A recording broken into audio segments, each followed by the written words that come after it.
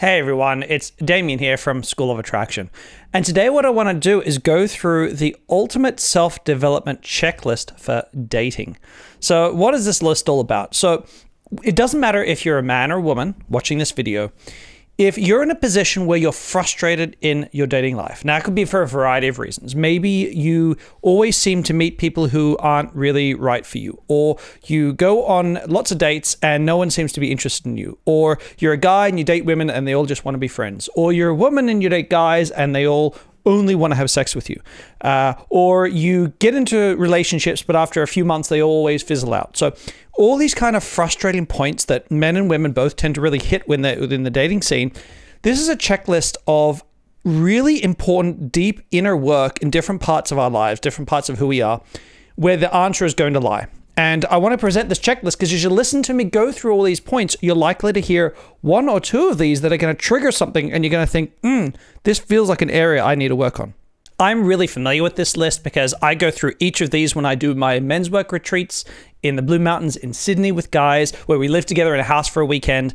And even though each of these can seriously impact our dating lives if we've got difficulty in this area, this is really an overall self-development checklist too. So this is going to impact other areas of your life as well. Now, I don't want you to go through this list and think, shit, I have to be perfect in all these areas before someone will date me. The answer is no. I don't profess to be clear or perfect or have anything perfectly well managed in any of these areas. But I myself have spent some time really looking to each of these areas in myself as well. And every time I hit a block in my life, I'll often go through this list and think, where do I need to do more work? So this is kind of a lifelong practice. But if you're struggling in dating, it's likely there's a big monster lurking in one of these areas. So let's get stuck in. There's 8 of them. So I don't want to make this a super long video. So let me go through each. There'll be chapter markings below if you want to go back and listen or jump ahead to one of the others and see if that's because you've got an inkling already of where your difficulty lies. So let's get started.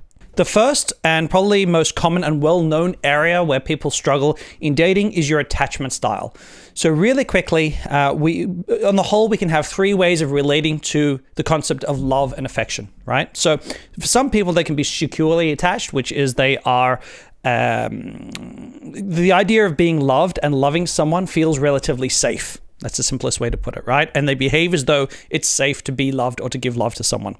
However, most people, the majority of us, myself included, have an attachment style that's unhealthy, that's around anxiety. So generally speaking, we can either be anxiously attached, which is where when there's love involved or affection, we tend to hold on too tight. Neediness would be a really obvious example of an anxious attachment style, right? So we're scared of losing it. Love means fear of loss, right? That's an anxious attachment style. The other obvious style is an avoidant attachment style, which is where love equals danger, love and affection equals danger. So the second there's a sign of danger in your romantic life, you cut and run. So they're 2 obvious examples of attachment styles, but that's the very first place that everyone should look in their lives. Do I tend to be anxious when love's involved or avoidant when love's involved? Because that will have a massive impact on the quality of your relationships and your ability to meet partners.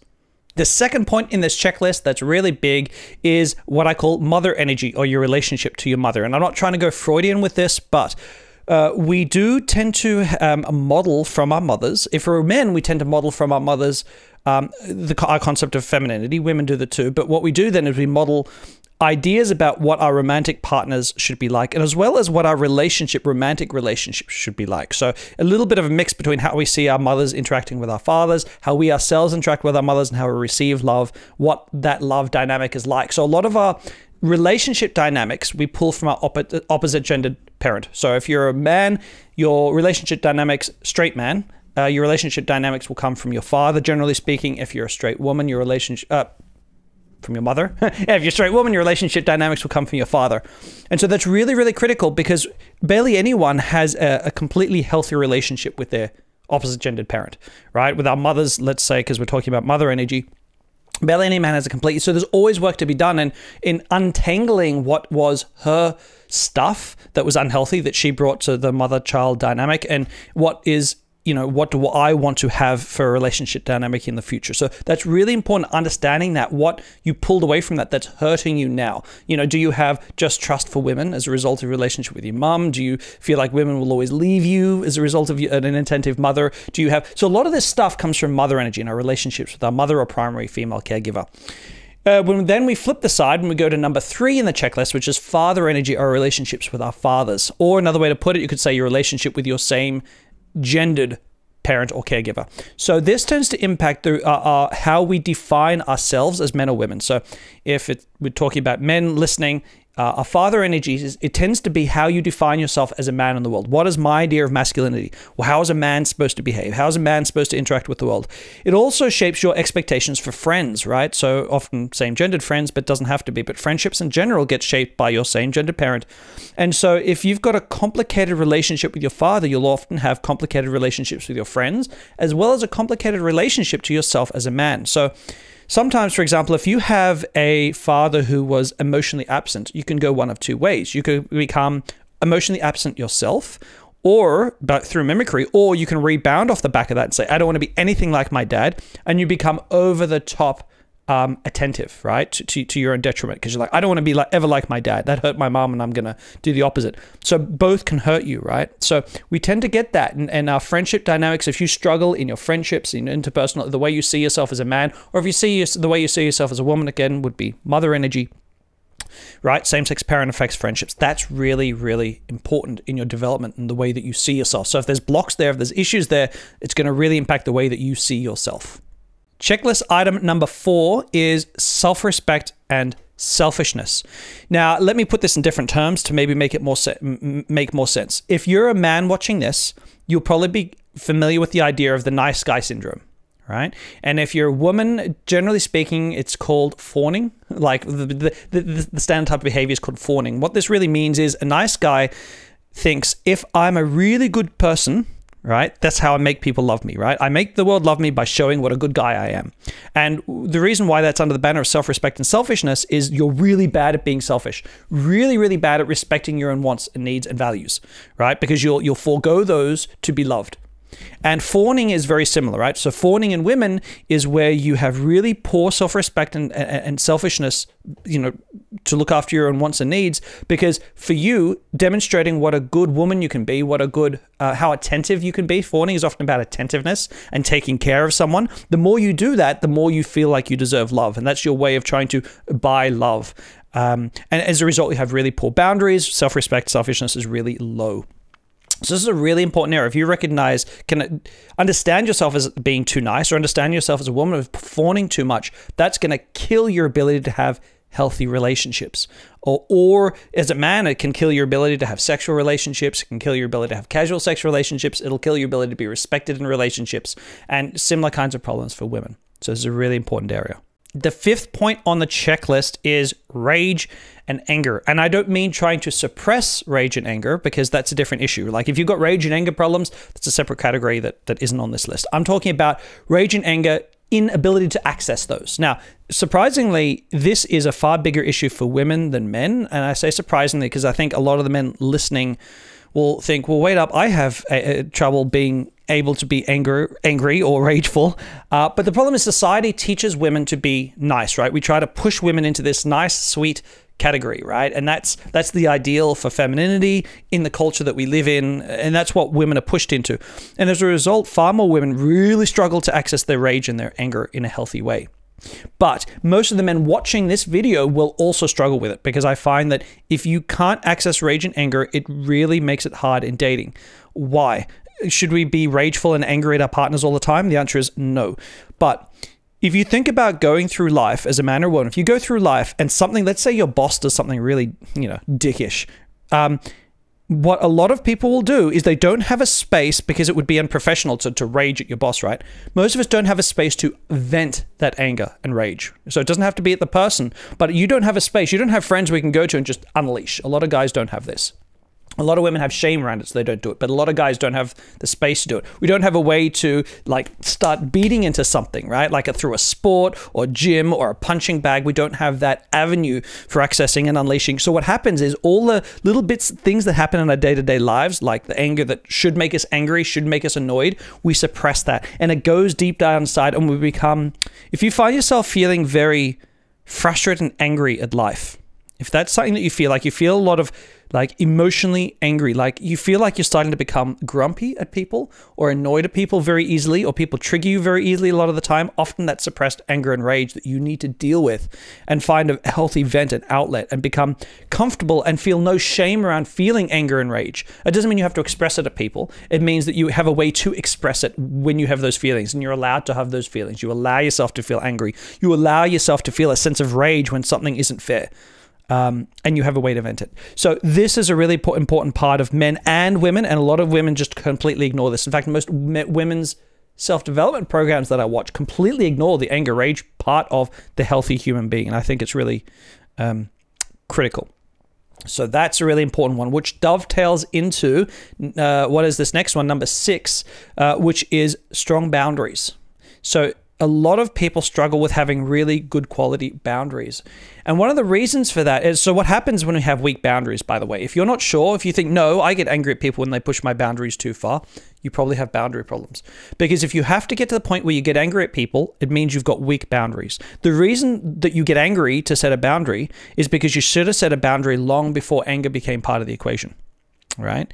So, if you get, like if you've got a partner who says things that make you feel bad about yourself, but you let it fly 10 times in a row before you finally snap and go, for fuck's sake, stop saying that. That really pisses me off. You haven't set a boundary. All right. You've just gotten overly emotional, and that creates interpersonal problems because she's going to get a shock thinking, whoa, all of a sudden he's gotten mad at me. He's been totally fine with this before. What's going on? That creates unpredictability. It undermines her sense of safety in the relationship. It creates all kinds of trouble, as well as a sense of distrust when people do that. So you need to learn to set boundaries right in the beginning. When something happens that isn't okay, that isn't cool, you're accessing the tiniest little bit of anger, not enough anger that's going to make you actually be angry, but it's enough to signal to you, I need to do something here and set a boundary. I need to say something. I need to put up a wall here. I need to, whatever you need to do.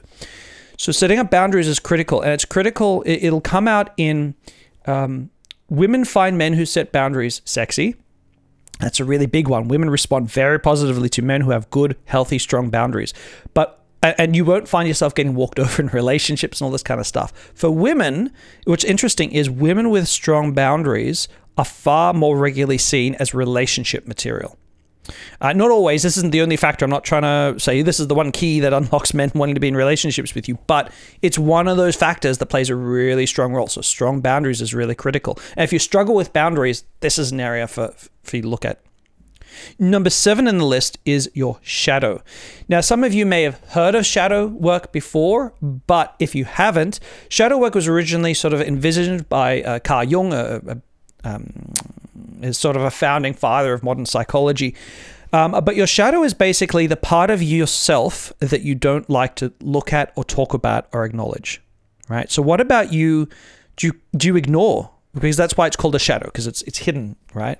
And often our shadows come up in things like what triggers you about other people, what are aspects about you that, for example, you might be more selfish, or you might take joy in other people's pain, or you might, all these things, these little things about us as human beings that we don't like to acknowledge. If you don't acknowledge your shadows, they will control you. Right. So, for example, the stereotype of a shadow controlling someone's life for the worst would be the stereotype of a woman who constantly dates men who abuse her. Right. She doesn't want to be abused, but something in her shadow causes her to keep finding relationships, seeking relationships, even though she doesn't want it logically, consciously, she's seeking relationships that are going to be abusive. Now, that's a shadow work, that's a shadow value, that's something going on in her shadow at play, right? Until she understands it, she can't control it. Now, this is not limited to women, and this is not limited to abusive relationships. If you constantly find yourself in the same situation over and over and over again, meeting the same kind of person, having the same kind of repetitive problem with people, and you can't work out what's going on, it could well be something that's lurking in your shadow, right? So shadow is really important. If you feel like your behaviors get controlled by things out of your control, if that makes sense, like, you can't help yourself with overeating, you can't help yourself with overspending, you can't help all these kinds of weird behavior things where logically you could control yourself, but you can't emotionally, there's a shadow at play. And if you understand that shadow, that gives you a large amount of control over your life. But shadows play a lot of roles in interpersonal relationships as well, friendships and dating. So shadow work is a really, really critical area. In fact, it's one of my favorite areas now because I've been doing so much work on my own shadow as well. So it's one I'm pretty passionate about. the final item on the checklist is by no means the least important, and that is shame. Shame is a big one, and shame is one of my current passions as well. Shame and shadow are some of my big ones. It's what I work on a lot when I do my retreats with the guys as well. We walk through life with a lot of shame, most of us, because in modern society, shame is one of the tools we often use, not we as individuals, we as a society use to try to curb behaviors we don't like. And shame is never a good strategy in my mind. Shame is never, ever good. If you want to change someone's behavior and you make them feel ashamed, they won't change. Being overweight is a perfect example. If you feel ashamed of being overweight, it is going to be really hard to ever lose weight and keep it off.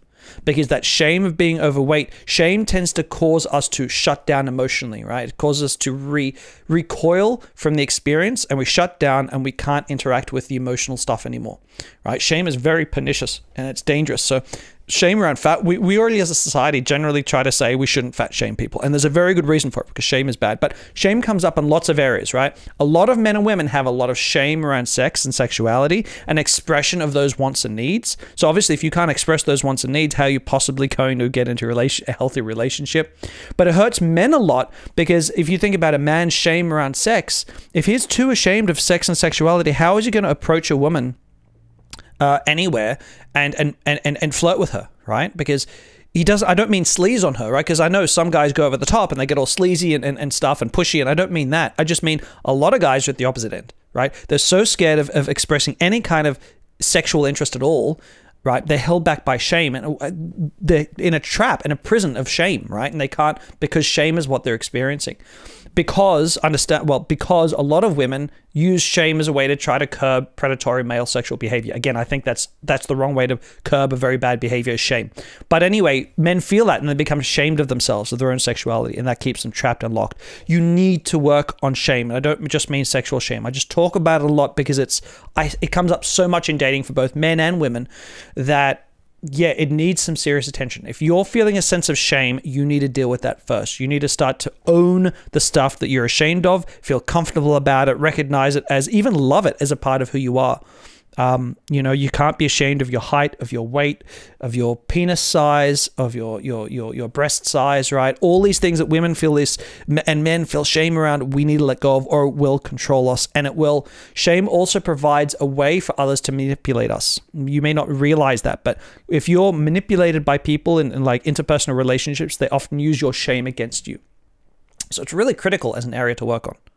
So I've mentioned all of these areas of this checklist of things to look at. I'm not saying you have to work through all of this, although you should over your lifetime. You really need to look at this list and think, where did I ping anywhere? Did I listen to this list and think, ooh, that felt like it was talking to me. That felt like it hit a nerve. That's probably what you need to next work on. Will that be the answer to your relationship problems right now? I don't know, but it's probably the next step. It's often a series of things you need to work through. And you should be, like, throughout your whole life, you should be working through these areas, right? Your self-development path should never stop. And to be happy in a romantic relationship, or to be happy in casual sex relationships, all these things, to really win at life, you need to be constantly improving and working on yourself and letting go of stuff that's held you back previously. That should be your lifestyle pattern. This isn't a thing you do now for the next 3 months and then you're sweet for the rest of your life. It's something you keep working on. And so, yeah, I hope this has been interesting to you guys. This is really the big list. This is what I work through when I work with guys, what I want to work through, because I really want to start working with women more with some of this stuff. And so this is the big checklist. Have you worked on any of these? Are there any stories that you guys have that has really changed the way you saw yourself in the world, or changed the way you interacted with women, or changed the way you interacted with men? Let me know in the comments below, because it really helps if other people can see the changes that have occurred in your life. You can inspire someone else to make a change in theirs as well. So please let me know in the comments below. As always, if you like this video, give me a thumbs up, subscribe to my channel, and as always, I look forward to seeing you in my next video.